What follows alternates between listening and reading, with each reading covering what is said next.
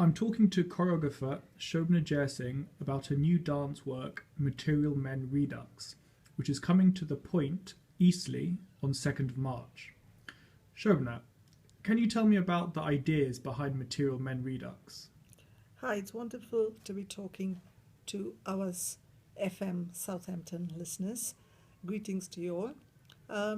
Material Men has got two stories. The simplest story is that there are two men, each of whom have chosen totally different ways of dancing. So Shailesh is a hip-hop dancer and Suraj is an Indian classical dancer, Bharatanatyam dancer.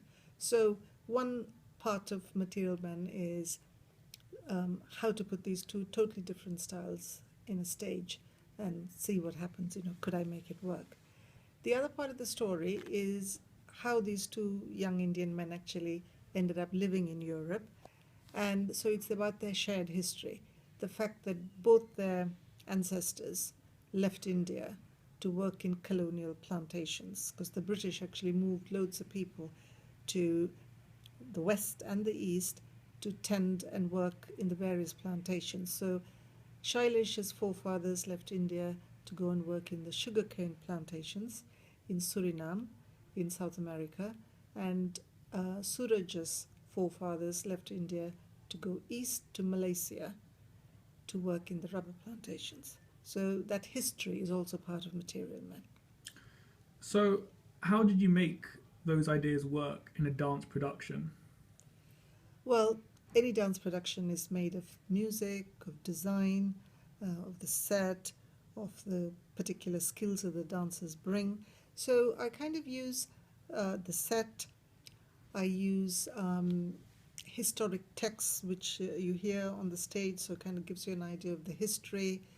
Obviously, I use music from two different types of composers. Elena Kats-Chernin, who scored for the string quartet, the Smith, who play live on stage, and Leafcutter John, who has also made a kind of electronic score. So it's Material Men has got it's a very rich mix of different types of elements. So, you were mentioning the dancers' backgrounds. How do you use their personal family experiences of these events? Part of the research, really, for the piece was me understanding a little bit of where these dancers came from. But on stage, I'm hoping what the audience will get is actually a really strong feeling for what made their forefathers leave India, because that must have been an incredible tough decision. Where they went to work, their work conditions wasn't very ideal, so you get a sense of what lies behind these dancers' present situation in Europe.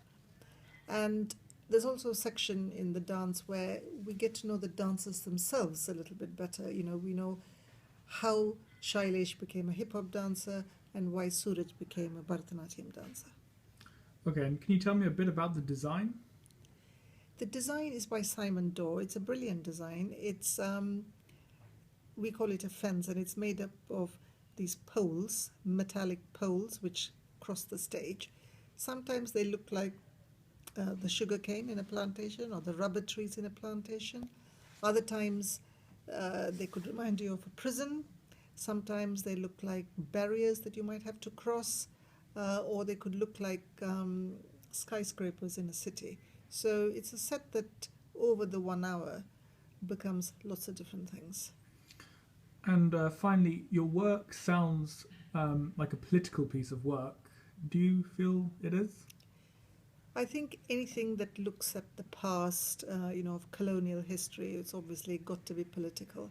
It's a very emotional story, I think, of how, poor people, generally from very remote villages in India, were persuaded, sometimes fooled actually, into thinking that they were going to go and do, work in some amazing place where they were going to earn lots of money. And they were going to make a journey which was literally a couple of days. And these people actually found that they were on a boat which took 100 days. And instead of sifting sugar, which they thought they were going to do, they were actually going to work very, very hard outdoor, cutting the sugar cane. So and many, many people died in the journey, for example, to Suriname. And also many people died doing the really hard backbreaking work. So it's a very, very emotional story, and yeah, certainly it's a political story as well. Thank you very much for your time. Pleasure.